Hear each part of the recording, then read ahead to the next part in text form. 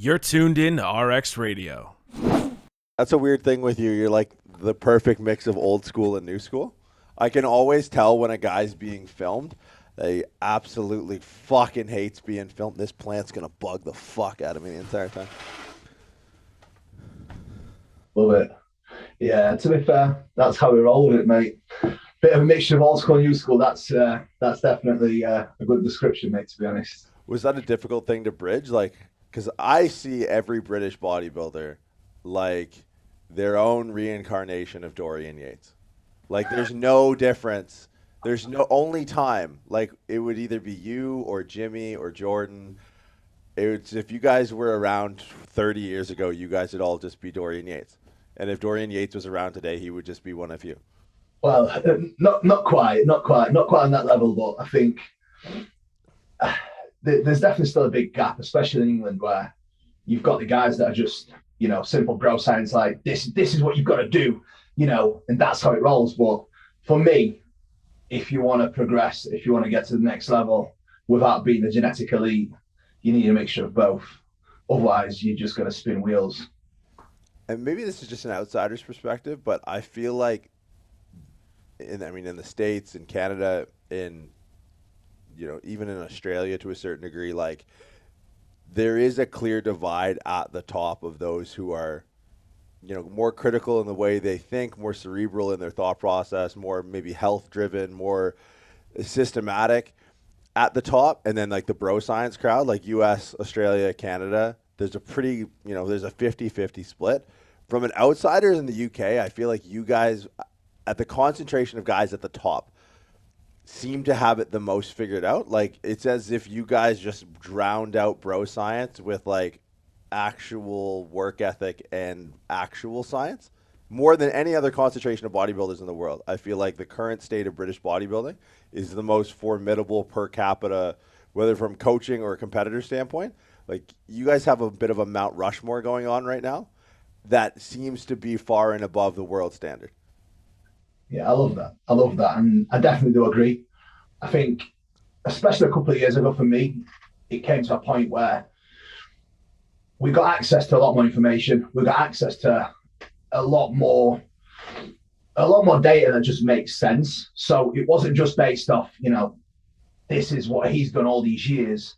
It was more a mixture of your own research, your own mileage, and actual, research that's backed by science. And I think ever since we started taking that route where we kind of allow both to meet, I think that's where we've seen the most progression across the board, whether it's myself, James, all the other guys. And it's allowed me to definitely take a step back and focus on making more progress in a way that's going to keep me intact as a bodybuilder with no injuries, first and foremost, and certainly no health issues.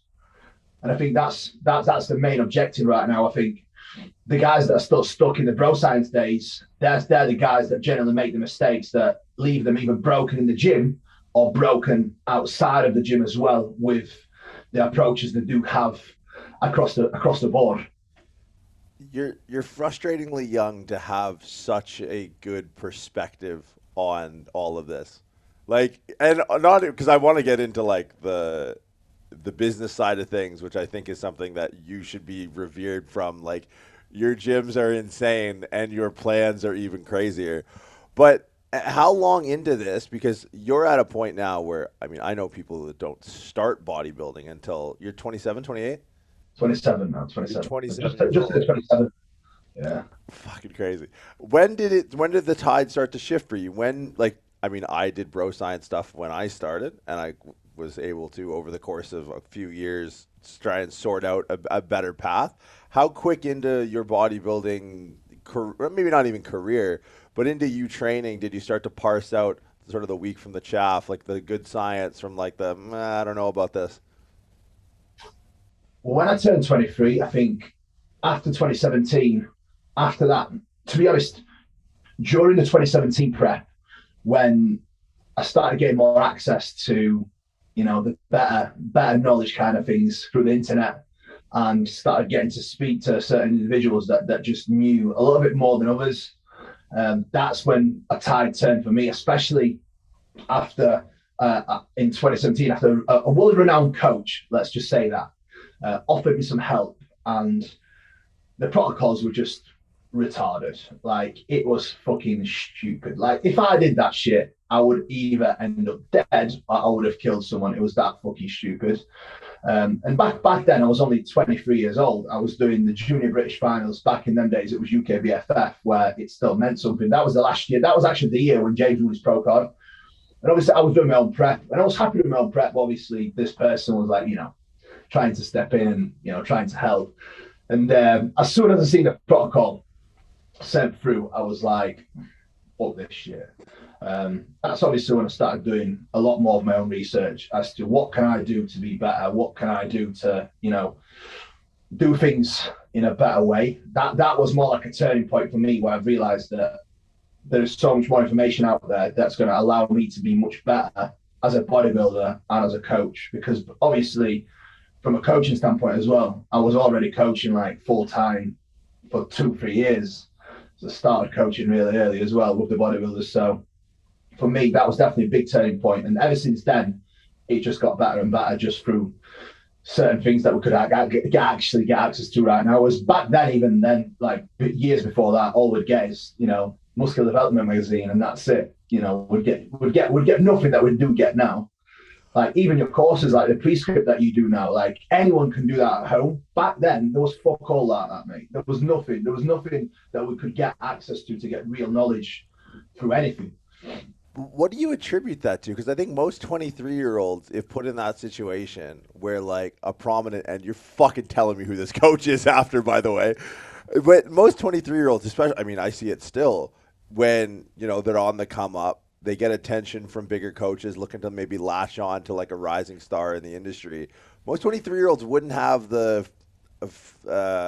fortitude to look at it like, I'm so glad you used it because this word needs an emergence, but like would look at a retarded protocol and just be like, no, I'm not doing that, rather than diving all in. Like, what do you think, what did it for you as far as like, being able to look at this person who could have, and this is part of it, is always like the social side of the game, right? People pick coaches because coaches know judges, and judges will pick favorably. Like, this is not new. This is not news. But what was it about your mindset at 23 that allowed you to look at that and be like, no, absolutely not. I'm going to go this way and dig a little bit deeper on my own? I already had a long-term plan from a younger age, so I already knew like where I want to be, and I knew like, look, I've got decent genes, yeah, but I don't have the 1% that top 3 Olympians have. So for me to get to where I want to be, it's going to take a lot more than that. So I had a long-term plan already. I saw the protocol and I thought to myself, right, if I do this, yeah, I might do well, but it's not going to be long-lived. Like, I'm not going to be in the game for as long as I want to be. Like, realistically, back then, I was already thinking like, I want to be in the game for years to come, not just for now. So for me, it was always looking at it from a longevity standpoint, and from a standpoint like, I never just think of now. I always look into the future when it comes to certain things, obviously. So for me, it was definitely a point of realization that if I do this now, yes, I might be better for now, but long term, it's gonna do the damage that I probably cannot rectify and cannot undo. By that point at 23, were you already like, so you already had your mind set on like a longer term bodybuilding career? Was bodybuilding something that like was, I mean, you were already coaching. At what point maybe did it become like, this is going to be the way I secure my income? Because there's a point behind the background question behind all of this is, anyone might look at you and be like, oh, he's out on parole. He's definitely out on parole, right? Like, I listen to the way you talk about business and about goal setting, and even like the learning from your mistakes series. And I go, what would this guy, this has to be bodybuilding. There's no other career that you need this level of focus and attention to. It's either that or, I don't know, like if you were in high school, what did you tell your high school guidance counselor you wanted to be when you grew up? I wanted to be a bodybuilder, mate. Okay. When did that start? How old were you? I was like 16. I did my first show at 16. And yeah, I did my first show at 16 at school. So it all started off with boxing, right? So anyway, long story short, when I was just coming up to 16, I had a bit of fallout with my coach, and I started bodybuilding. Whilst I was boxing, I was already, I was already training. I was already in the gym. I was already lifting weights, and I was in good shape. At 15, I was in good shape, and I looked like I trained. So it kind of, the passion was always there for boxing, but I always had like a bit of an itch when I saw bodybuilders, and I was like, that's how I want to be deep down. Like deep down, the passion was always, about getting massive, and I was always intrigued with how you can change your body and what you can do with your own body as well. So after the fallout, I was 16. I stepped into my first real bodybuilding gym, and like 6-7 months later, I did my first bodybuilding show at 16. And that was my last year at school. So when I started bodybuilding, and my teachers literally said to my mum, like, he's never been interested in anything else apart from his training, even when I was boxing. So they said, like, they just gave up on me. It was like, there's nothing we can do or say that's going to change it. Like, that's just what he wants, and that's it. Like, and there's nothing that would have swayed me from that. And even I was at college, it was the same story. So everything I always did was always based around bodybuilding. And long story short, obviously I started PTing when I was 18. I was already doing a little bit of PT when I was 17, actually, but then I officially started doing it when I was 18. I started working doors when I was 18 as well, just to get a bit of extra income, just so I can bodybuild without needing, a real job, so to speak, that's going to hold me back from my training. Because my thought process was always around, what can I do to be able to live the life? What can I do to be able to be a bodybuilder? So I was working doors, I was PTing in the daytime. And the breakthrough for me with my coaching and bodybuilding was when I won my first major show at 21, which was the NABA Junior Mr. Universe, which is, one of the most prestigious junior titles you can win. For me, that was a breakthrough point, because I managed to build myself up from that position where I think it was like 3 or 4 weeks out. I didn't have to do the doors anymore, as I was so busy with coaching and PTing already. I could just devote myself to that full time. So from that time, literally every hour of the day was devoted towards bodybuilding, towards training other people. So it was literally just that. And that was the breaking point. And then after that show, my coaching just flew. And I started building up from there. And then the gym came in 2017, January 9th. And that was when I first opened the doors to the first gym. Now, what was the learning curve on that end? Because, like, a lot of people get into, it's funny, because all my favorite, were you pro when you opened the gym? Was I pro? Yeah. No, I was, how old was I now? 2017. How many years ago was that? Oh, shit. I was 21, 22. It's my favorite professional bodybuilders are oftentimes, though, you're actually one of the very few of, like, the professional bodybuilders I follow. Because I use the term professional, not giving an absolute flying fuck about an IFBB Pro card. It's a fucking library card. It's an attribution to hard work, but most of my pro bodybuilders, and I actually think you're maybe the only one that actually has their pro card. Like, being a professional means someone gives you money. And IFBB usually means you need to pay them dues to have this thing. I honestly thought the pro card was like a big sweepstakes check. Like, it was this massive thing that you could give to your mom or something and she could put over the mantle. And I'm just like, it's this tiny thing? It's like a little green card, mate.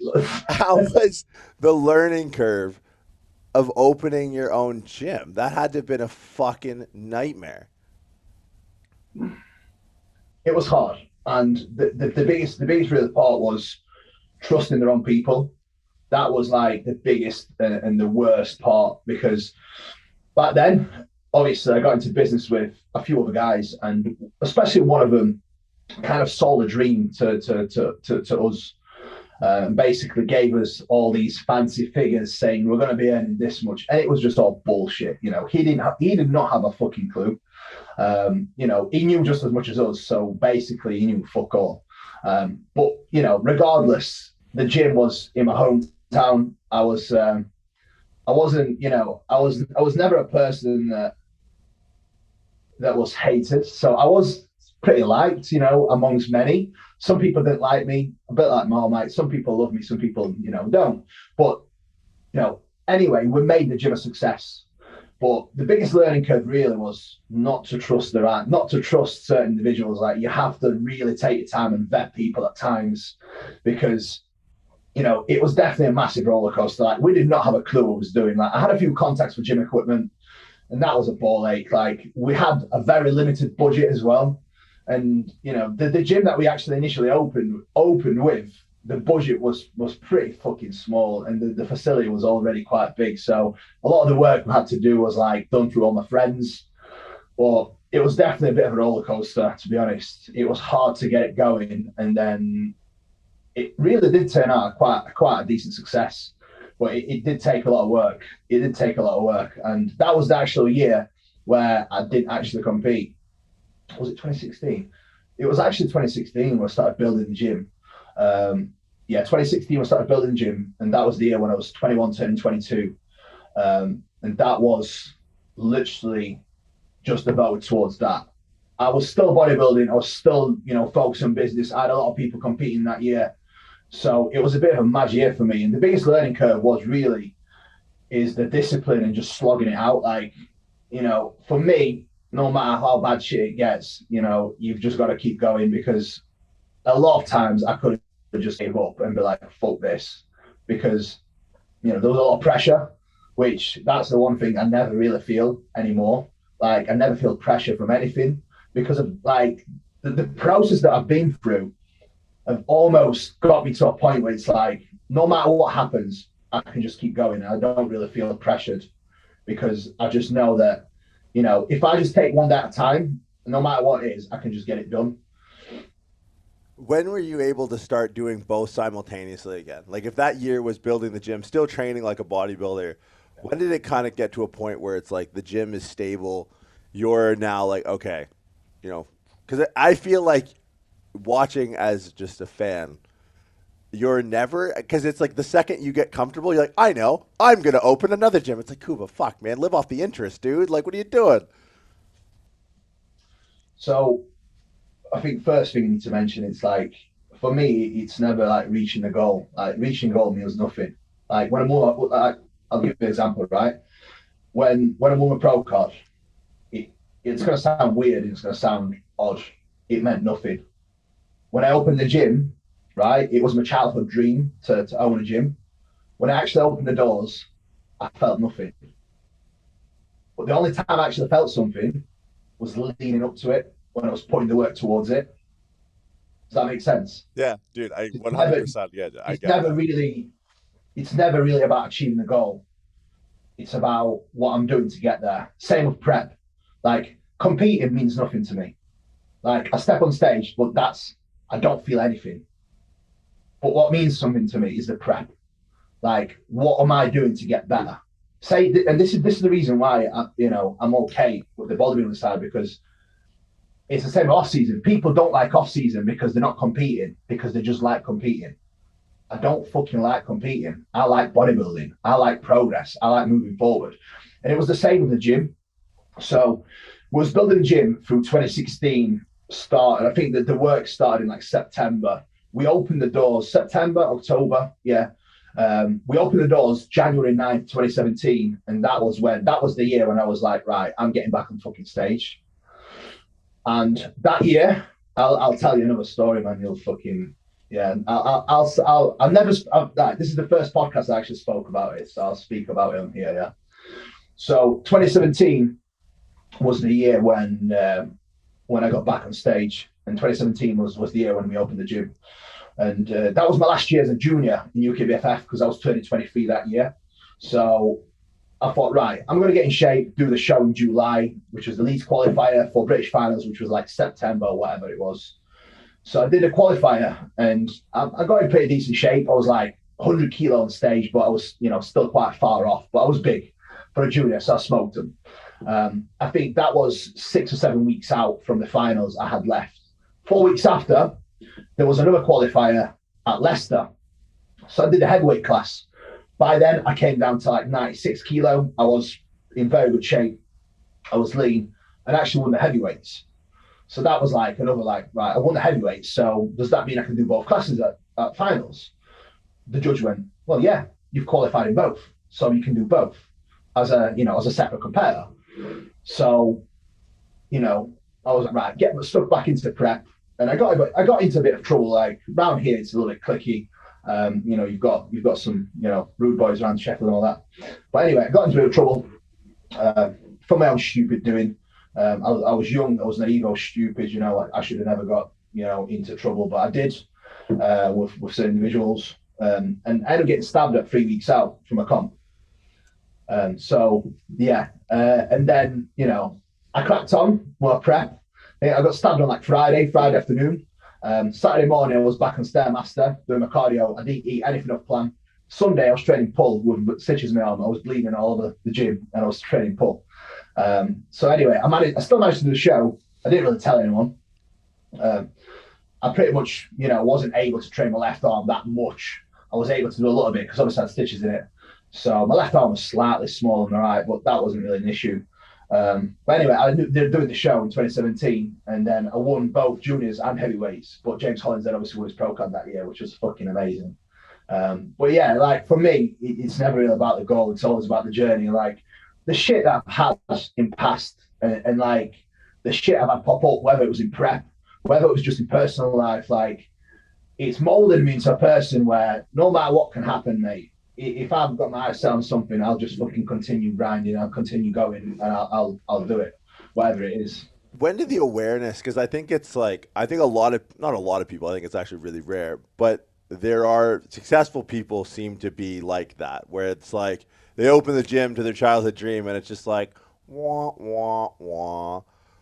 When did the awareness around it not being about the goal set in? Because I know a lot of people personally who get like that and get frustrated with it because they think they chase things that are going to make them happy and they don't. Like they get the new whip or they get the new house or the new rollie, and it's just kind of like it falls flat. So but they don't have an awareness of what actually makes them happy is the process. Was it ever a point where you were like, you were fucking kicking goals and you were sitting there being like, oh, what the fuck? I'm not happy. Before you started to realize that it was like, oh, it's actually the process? Like, were you always aware that when the gym door opened the first day that you weren't going to be happy? Or was that a bit of like you sat scratching your head going, wait a minute, like I thought this was everything I wanted? So I think back then it was more like realization that I just thought I was an immature little kid, that just didn't really appreciate what he had. But I had the world of like, working for it. But the realization came of how I truly am was after a conversation with a business partner. I think we had a conversation last year when we actually spoke about goals and like what we do and how we do. My business partner, Charles Marden, like he's extremely successful. Like he is next level successful. And it came to realization when I had a conversation with him just about how we are. And like, I do like mentoring sessions with him, right? So he asked me all about my goals, like, and then it came up in the conversation with him that day. And I was like, I was thinking about what he was telling me. I was like, actually, none of it makes me happy. And it's almost as if like nothing ever will make me happy. Like I'm always like semi-happy whilst I'm in the process, but I'm never truly content with anything. Yeah. Which is pretty fucking sad. But I mean, how consistent is that with bodybuilding as a lifestyle and as a vocation, as a sport, as a job, right? Like it's the sport that's built around indefinitive success. Yeah. So I think if not bodybuilding, I would legit probably be a crackhead. That's legit, because bodybuilding gives me that little kick on a daily basis, knowing I can do something different, I can achieve a certain goal, I can lift better, I can improve. I've got an off season, I've got a prep. There's certain movements I can work on. Like there's always something new I can learn. Like if I didn't have that in my life, I would be fucked. I won't be in a good place. I would like. I'd need something serious to focus on that's going to keep me occupied 24/7 and he's going to give me a similar structure and goal setting that bodybuilding will. Well, fortunately, I'm not really that interested in anything else apart from training and bodybuilding. So, I don't think anything can really replace that. How do you deal with, because I would imagine, you coach so many people, you've coached so many people. How do you deal with variability in mindset around that? Like, not to say, people do bodybuilding for different reasons. How is it that you deal with clients that don't have that? Like, I would imagine you started with this luscious head of hair and you just ripped your hair out dealing with people's bullshit excuses. Oh man, that's a fucking hard one, to be honest. That's a hard one. Did I struck a nerve this morning? Like, did you just get off a call with like a client? Sorry. Do you know what? Like, back in the day, I used to be able to nurture people a lot. I used to be able to almost like build them up.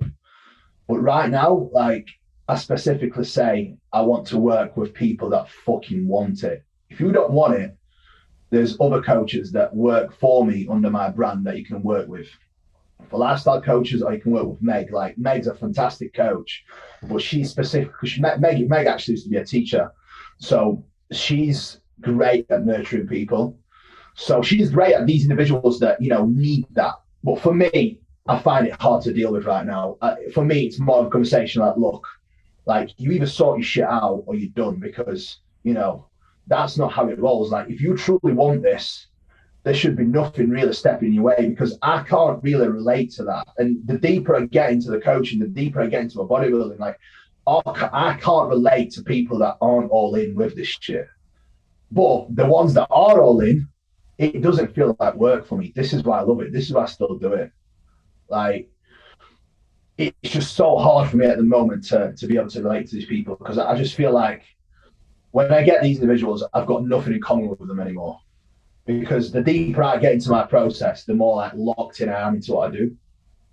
Yeah, that makes sense. But there was a point in which you didn't feel as deep where you could maybe connect with them. Because I mean, the guy who gets shivved on a Friday and is a Stairmaster on a Saturday probably doesn't have much relatability with anyone else in the world. Yeah. Like, I think, again, the turning point was like when I turned 23, when I started, winning decent shows. That is when, like, my whole mindset just turned. My discipline, went a little bit higher, and that is when, like, I realized, like, this is what I want. I'm going all in with everything.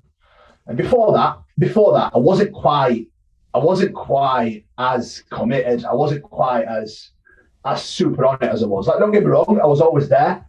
But I was still more of a kid that used to, still like a bit of festivals, like to, do this and that. But, I wasn't quite as I am right now. Does that make sense? I was always like at a level. I always say this, right?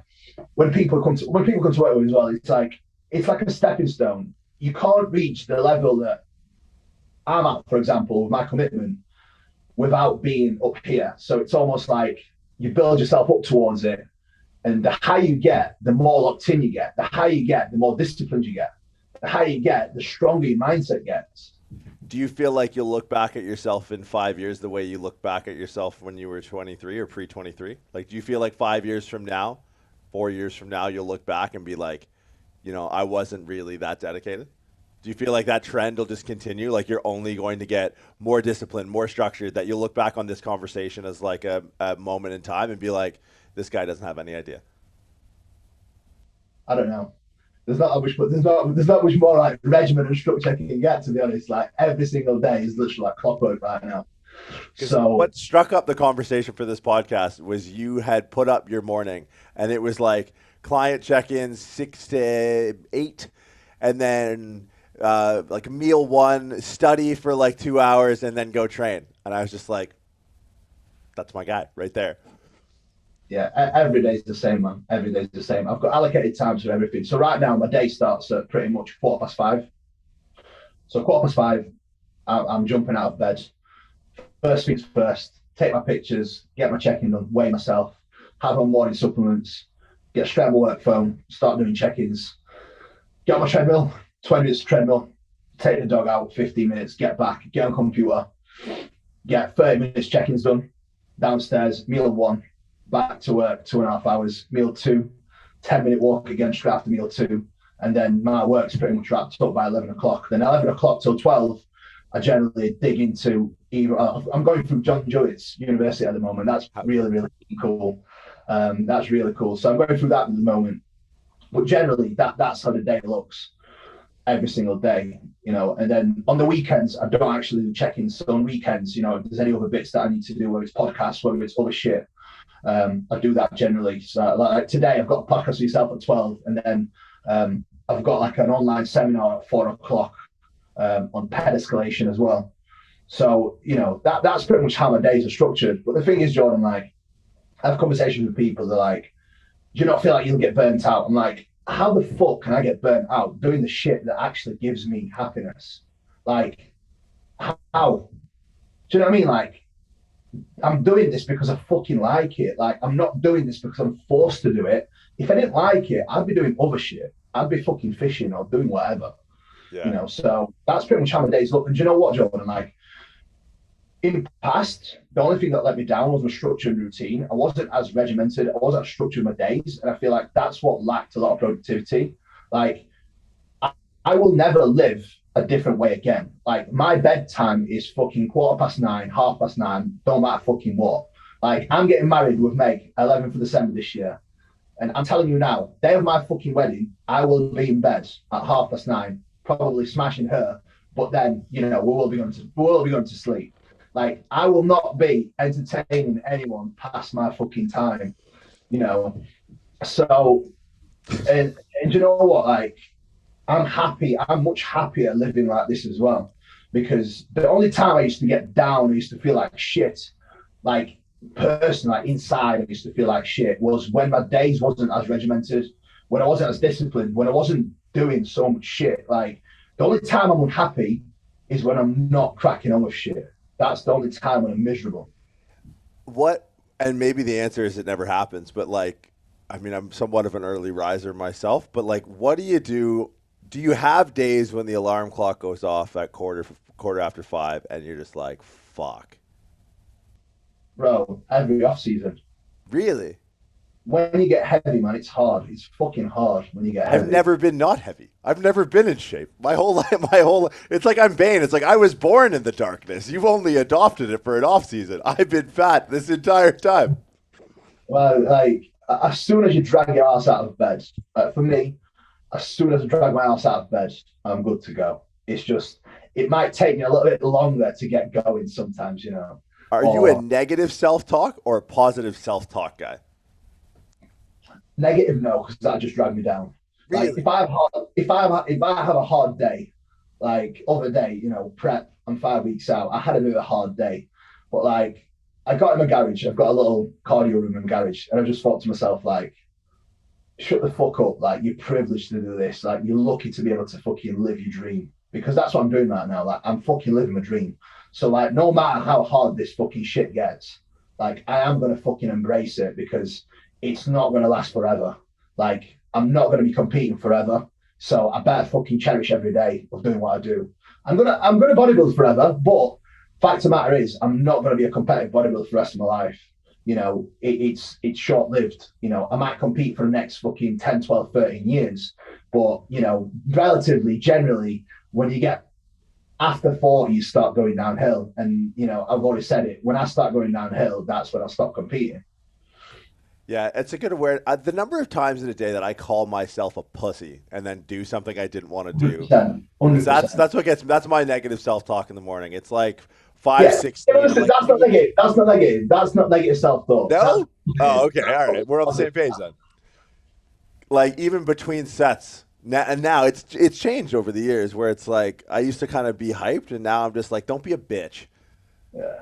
Like, that's kind of where I'm at, because it's odd, and you're a bit of a renaissance man. Like, I remember particularly during lockdown, you were posting videos like walking your dog, and I even wore the old geezer joints just for you, because I'm like, oh fuck, maybe he's gonna wear his glasses and we'll wear our glasses together.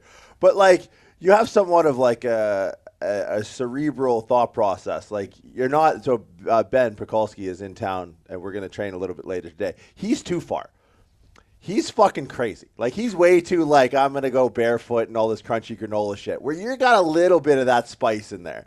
Like, you got a little bit of that, like, I don't know. You have, like, somewhat of, like, a hippie, not a hippie mindset, but it definitely, one of the things that really drew me into your thought process was you were walking your dogs in a forest and you were kind of talking about, like, perspective and COVID and all this stuff. And I was like, no fucking way. Like, this guy who, now I know that you've been stabbed. It's because you look like a guy who would have been stabbed.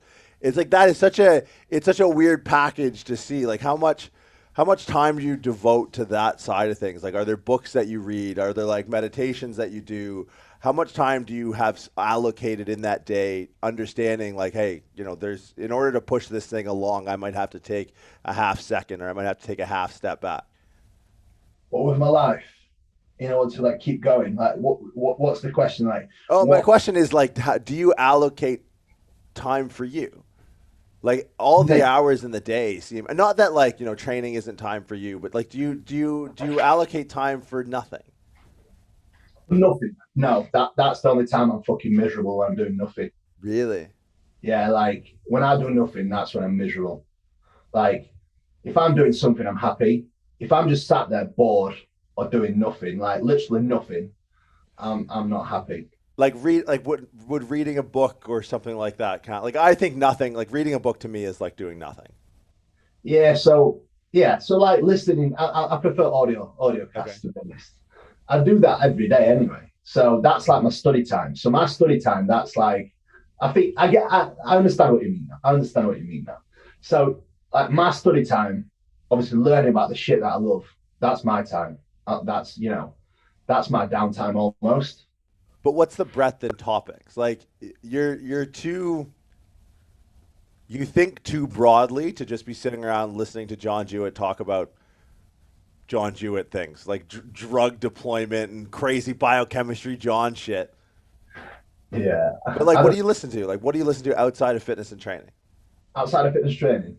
Yeah, like, outside of all the meat-headed stuff, all the bodybuilding, you have to listen. Like, you have to be listening to a book that has, your businesses are too successful, your brand is too strong, you seem to have too level of a head to just be sitting there listening to deep endocrinology by John Jewett. Like, what's in your previous read books that you've just ripped through? Not books, it's people around me. Is it? Okay. Talk about it. Who? Yeah, my business partners, definitely my business partners. And I think it's more like people around me for sure that have taught me a lot of things and the experiences that I've had. It's definitely not books. Like, I've listened to a lot of books that Charlie has actually recommended. I think one of them was Ray Dalio. I'm not sure if you know it, but that was just about his business. And that was pretty cool. It's called Principles. That's one of my favorites because I can definitely relate to it a lot. Obviously, relate to it in a way that he kind of conducts himself and the way he is. But for me, the way I am is it's more down to the environment that I've been in and the experiences that I've had and the people that I've had around me. It's not necessarily that I've read something and that's me, or that's not the case. It's more like learning from other individuals and almost absorbing all the good from them in a way.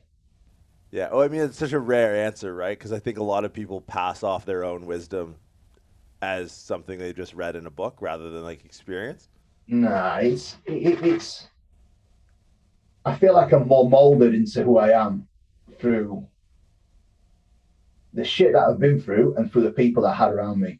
Would you say you're relatively, like, an introvert or an extrovert? Like, does being around people make you tired or give you energy? Depends who it is. Okay, fair. That's a good answer. That's a really good answer. Depends who it is. Some people drain me. That's why I can only be around certain individuals. And some people, like, I'm always uplifted. Yeah. This is why, like, I don't really spend too much time with too many different people. Yeah. It's certain individuals that I'm around, like, I can be around them all fucking day. But there's certain people I'm around and I'm like 5 minutes in and I've got to go. Yeah. So what are the goals now? What are the goals? Yeah, like, what are the things? I heard you recently talk about that 5 gyms, 20 properties. Yeah. What are the goals? That's the goal by the time I'm 30. So I'm 31, and just real quick, fuck you. I'm just playing. But like, what does that look like on the day to day? Like taking action steps towards that in a domain where, you know, like you obviously know bodybuilding, you obviously know nutrition and contest prep because you've been, you know, immersed in that life since you stepped away from boxing as a 16-year-old. And you understand the day-to-day processes of like fucking slogging it 5 weeks out, sitting yourself aside, being like, look, bitch, like you're lucky to be able to do this. And you know, and you've walked that path so many times, but what's the day-to-day in achieving those goals? Like those are so, for anyone who's ever, you know, opened a facility, anyone who's ever like acquired property, it's like those are lofty. You're the monopoly man. I'm just going to get you a little fucking steel car and a Scotty dog. Like that's insane. What are your day-to-day habits, things that you have to do to push towards those goals? Routine, discipline, and consistency. Like I've got to do what I've got to do on a daily basis, which is what I've been doing the past year. Wake up early, get the fucking shit done, get the work done, and just keep grinding every single day. Like people ask me, like, why do you not go out? Why do you not do this shit? Why do you not do that? One, I don't fucking want to. Two, I've got goals. Three, you know, if I go out, I can't stick to my routine. I can't get my work done. I can't get my normal schedule done that I've got set out. So this is the shit that, you know, I've got to do. So for me, to achieve these goals, it's literally putting one foot in front of the other, making sure that one, my coaching business continues growing with the people that I've got working for me and continues growing with the individuals that I want to work with. Two, the gym continues growing, which it has been. Three, the second gym, you know, opens up, which it will January, February time, hopefully, latest. That'll be a big one. So if I can continue doing what I'm doing right now and keep on chipping away and working towards these, it's going to happen. It's just a case of time. Yeah. And it's just a case of making sure that, you know, I stay meticulous with what I do on a daily basis, because right now I can still manage it easily, be happy, not really feel like I'm working, and be able to bodybuild and live my dream on a daily basis and still be able to do the shit that I need to do. Do you ever get impatient? A little bit sometimes, yeah. Because that's a tough one, right? Because like if you know that it's all in the process, you know if the end goal isn't really going to make you happy, but yet you're still sitting there just going like, oh, like waiting for emails back to me is one of the most frustrating things in the world. Because I email people back and like it's a bodily function. So for me, the most frustrating thing is with the gym business, because right now all we're waiting for is this family to basically buy someone out of the business, and then we can get the lease done and sorted so we can start cracking on the gym. And it's like, it's been dragging on for like 3-4 months now. So we're like, hello, like, you know, what's going on? Because like both myself, Charlie and Mike, business partners, we're ready to go. Like we're ready to, you know, everything's planned. Equipment's planned, you know, setup's planned. So we are like literally just ready to step in. We've got the crew ready to, you know, go in and get the works done. So the turnaround is not even going to be that long, but it's just waiting game to get everything kind of organized and set with the lease agreements as well. How do you deal with being in situations inevitably where you're not in control, understanding that so much of your life has been built around, like, to me, it's the question between adaptation and optimization, where it's like, you know, if you get very good at optimize, you learn the skill of adaptation. So like if you can control your entire surroundings, up at 5:15, you know, walk, supplement, cardio, meal one, work, study, you know, hour 11, 12, and then all of a sudden it's like other people aren't on that wavelength. Like how do you find peace with it? How do you find serenity? How do you keep yourself busy? Like what do you do? Because I get extremely frustrated.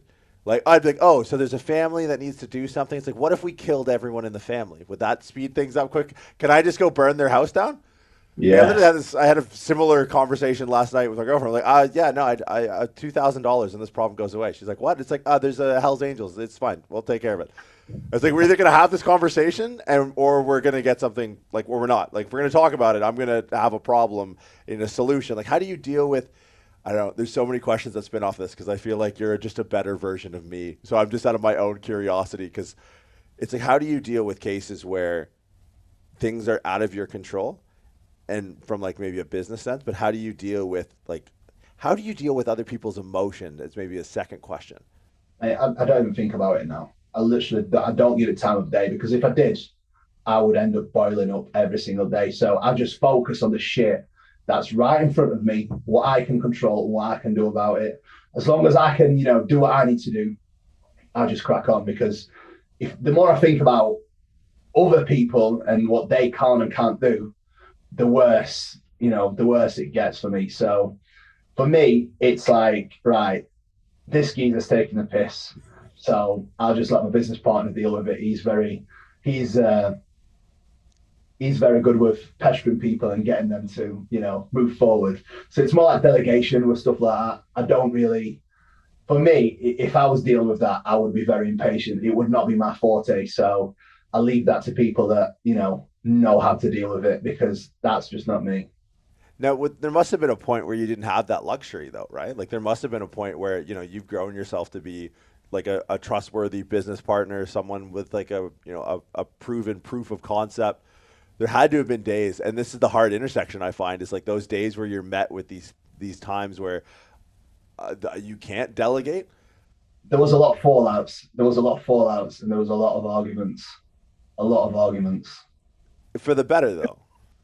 Hey, Like, for the better, like, any regrets around that? Would you have handled anything differently, understanding where you are now? um, I would have probably took it from a different approach. I would not have gone as fire. I would not have gone in as guns blazing. I would have probably remained a little bit calmer, to be honest, in certain situations, and a little bit more professional as well. I would have definitely remained more professional. Oh, I would have loved to have been a fly on the wall for that.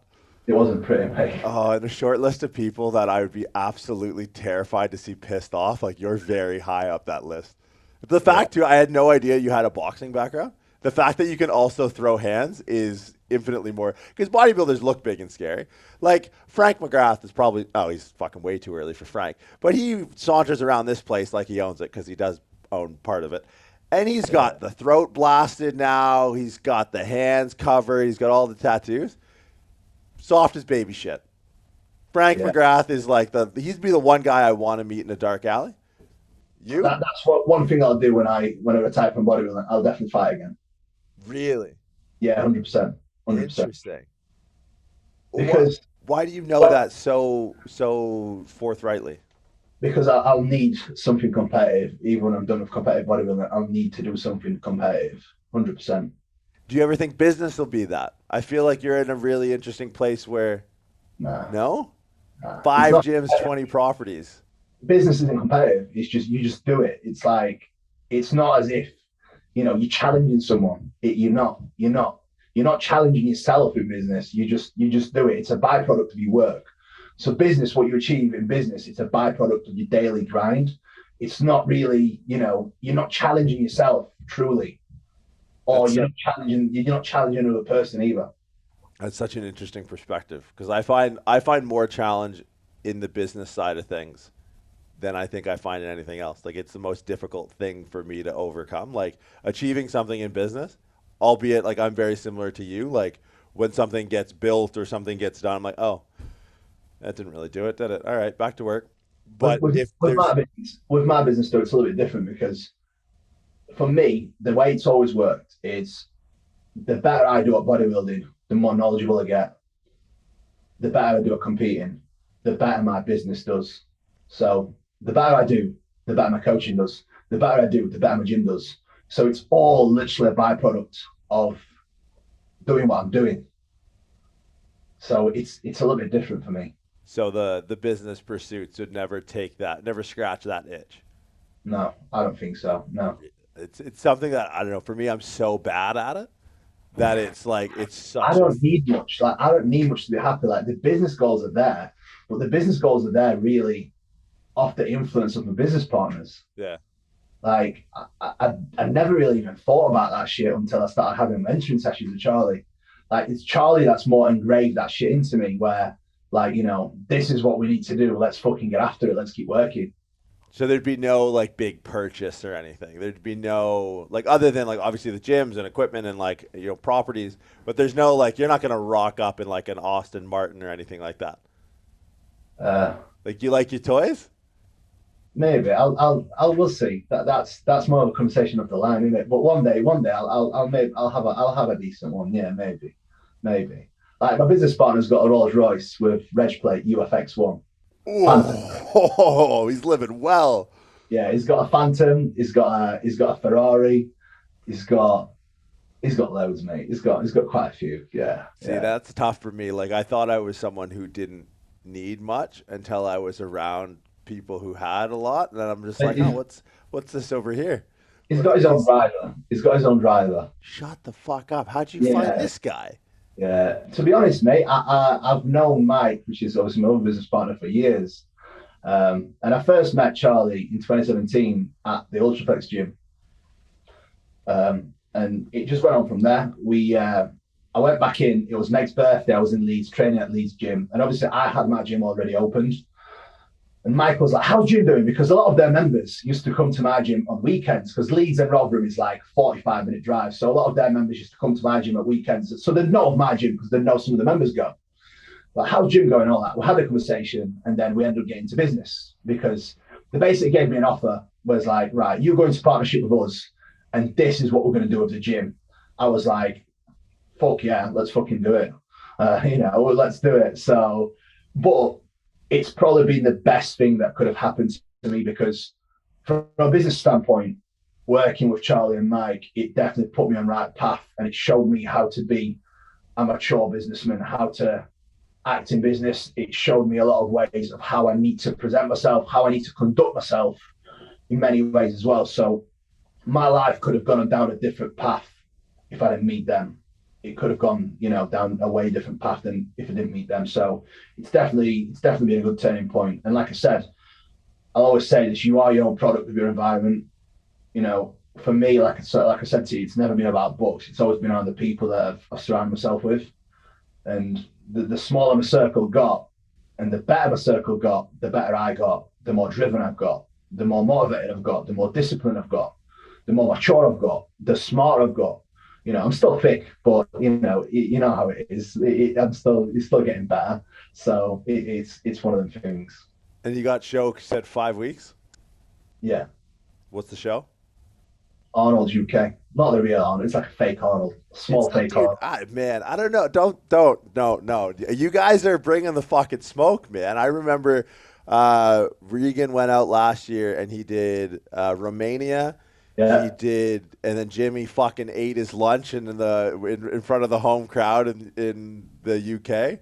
I honestly think per capita, per concentrated 4-hour drive, there's no better bodybuilding scene in the world right now. Like we're unique here. Obviously, you got Regan, you got Q, you got AV, you got Dorian, like right down the hall. I need to come over, man. I definitely need to visit. I need to do this in person, man. You gotta. There's a seat right there with your name on it. Yeah, when things open, I don't know what the travel situation is right now, but if you're obviously like doors wide open when you do get the chance. But I think, and that's such a fucking British thing to do, where you guys just like, well, we're just gonna be over here, and like you're kind of self-deprecating. Yeah. It's like part of the wit, and it's like then you cunts show up and you're all fucking jacked, and you're like, God damn it, man! Like they said they were just, I'm just gonna do this little show. You've never heard of it. It's called the Arnold's. It's the UK Arnold's, and then you guys come over here and you just are fucking crushing it, man. But I think much to your point about product of your environment, right? Like the camaraderie between, and I could just be an ignorant outsider, and I think this is what I love about the British bodybuilding scene the most is that everyone is in each other's corner, right? Like, I've had the privilege to meet and hang out with Oscar a handful of times. Obviously, JP doing what he's doing, been connected with you over the last couple of years, was able to work with Lou and Jimmy down at King's. It's like there's so much support internally, where over here, and maybe because I'm too close to it, there seems like there's so much infighting. Like you guys all have each other's backs. You guys all, you guys seem to train together. You guys make trips to meet up. Like, I don't know, it's a really admirable thing. And much to your point about like the environment, it's you guys seem to have sorted that out better than any other bodybuilding community in the world, I think. To me, I think it comes down to insecurity. Like we're all confident what we are doing. Like, we are arguably all at different levels. Like Jimmy, you know, he's at the very top. We are all chasing James, but that doesn't mean we don't wish him the best. Like, if we can help him, we always will. Like, James knows that. Like, I message James every week and I'm like, you know, dude, I hope everything's going well. Like, if there's anything I can do, always let me know, and vice versa. Same with, you know, Jamie Joel. It was actually me who introduced Jamie to Jordan, and you know, so that was the kind of sponsorship went on through that introduction. So, you know, it's for us, if we can help each other to be better, we absolutely fucking will, because there's no animosity, there's no jealousy, there's no insecurity. Like, we are all confident in our own ability of doing what we are doing at our own level, and we all know, like, in time we'll be there. Do you know what I mean? Like, James is further ahead of us than we are right now, but that doesn't mean we're not going to get there. It's just a matter of time. Yeah, I mean, it's such a, it's, I don't know, mature is the right word, but it's a refreshing mindset in an industry that seems to be built off of scarcity. Right? The scarcity mindset of. Do you know what I think people in general, though, because you get it in business, like, if people, certain individuals, right, if they see someone doing better than them, they'll be like, oh, fuck you, he's a cunt. Like, with me, if I see someone doing better, I'm happy for them. Like, it drives me, it motivates me by seeing others do well. But that's just the way I am. Like, I think that's a trait that everyone has or doesn't have. If you are that way inclined where you are going to be jealous of others, I think that's down to your own character, and that's down to the lack of your own work ethic. Because straight away, to me, all that speaks is, you know, I can't do what you're doing. This is why I'm jealous of you, or I wish you wrong, or whatever. Yeah, and the divide between those two different mental archetypes is so wide because of social media, because you can see exactly what everyone's doing. You can always be looking through the neighbor's window, so to speak, like trying to keep up with the Joneses. But to me, it seems so inherent, and maybe this is like a divide in social media, but like, and not to go off too long of a tangent, but you remember Roger Bannister, the American runner, when he ran the 4-minute mile? Next weekend, it was like the insurmountable feat of human performance. No one could ever eclipse a 4-minute mile, and he ran like a 3:58. And the next weekend, 4 dudes like ran a sub 4-minute, and it's like, that's when I look at success, and when I'm around, like, you know, Dorian and all these guys who are wildly successful, it just tells me that it's possible, which is super motivating. And I think of that Roger Bannister. I mean, that existed in a time where there was no social media, but I feel like the frequency and the pitch and the magnitude of that voyeurism through someone else's window has really kind of taken a turn on people's ability to draw motivation from that experience and draw like what's possible from that experience. And it's just sort of mutated into like a negative thought process and harboring animosity towards other people. Yeah, I agree. I think that you definitely get two different types of individuals. Like, one, they'll use it as motivation. Others, they'll use it as, like, they almost use it as like hate. They like look at people and they think, right, I fucking hate you.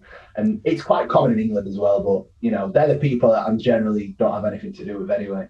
Well, it's a funny thing you mentioned that, because I've lost in the last couple of years just not being competitive. Like, I've lost motivation around training on a handful of occasions, and I started to think back of what habits I got into when I was motivated training, like when I first started to train. And one of the things I used to do as a kid was I used to watch training videos before I trained. And then so what I started doing, and like I've been subscribed to the JP app for since it started. And I feel like Jordan put me in touch with Mark Fox like when the app first kicked off. And so one thing I started doing again was watching training. And one of the rookie season series got me through so many fucking workouts on that app and just watching you train. And it was the idea that like it was motivating to see someone else do well. It was motivating to see, and that was you. So I appreciate, like, I don't know, that mindset. I appreciate it so much more because that's been such a benefactor to me in my training, is literally watching. And it's a crazy thing. Like, I mean, coming from a powerlifting background, if I'm squatting whatever the hell I need to squat and it's relatively heavy, it's easy for me to kind of get hyped because it's like you either don't and you die, or you do and you do the rep. But it's like I always struggle bringing that into the bodybuilding realm. But then Yeah. like just watching you guys and like you in particular like get hyped for everything. Like every set, I was like, oh, like I get it now. And that started to carry into like how motivations, and motivation's the wrong word, how like discipline started to carry over outside of the gym and into the business. So like you probably don't realize it, but like you've had a really profound effect on like my training, my career, just by like embodying the things that you talk about. And maybe talking about the things that you embody is probably better way to frame it. Man, that really does mean a lot, man. Seriously. Nah, you're one of the rare ones, man. 5 weeks out. What's that? Making me emotional at 5 weeks out. Hey, if you cry, it'll pull some of the water out. You'll be real dry on stage. Oh Yeah. man, but I honestly, like it's the double-edged sword of social media is you can be drawn into different corners that are highly negative that don't offer you any value, when the other side is, you come across dudes like you who are out there and it's as real as it gets. And like, I'm really glad you told the stabbing story, because if anyone had any idea or any doubt about your level of dedication, I think they knew that without the story, but I think that solidifies it for them, because there are people who say that they would like die for it, but then there's you bleeding on across the fucking gym on a pull day. Like, I think it's a refreshing, even for people who aren't in bodybuilding, to see a level of dedication towards something that scratches that itch. It's I think it's rare, man, and I know me personally, like a huge thank you for just being you, which is such an odd thing, I'm sure, to hear. But if the world had more Kubas, man, I think we'd be in a better place. Man, that really does mean the world, man. Seriously, really does. Really Yeah, man. does. Hopefully we can do this in person, whether my side of the pond or yours, man. I really appreciate you taking the time to hang, and I appreciate everything that you've done. Sometimes I know when you get stuck in the vacuum, you probably don't, you just see the next task, but I think you're changing the game for better and for always, man. I appreciate everything you do. Means a lot for that. Really does. Really Awesome, does. man. Well, hey, guys, I'll put all of the Instagram stuff on in the show notes. Kuba, man, thank you so much. Enjoy the rest of your day. Don't want to run into your study time and into the schedule too much, man. Yes. Thank you, brother. I'll talk to you.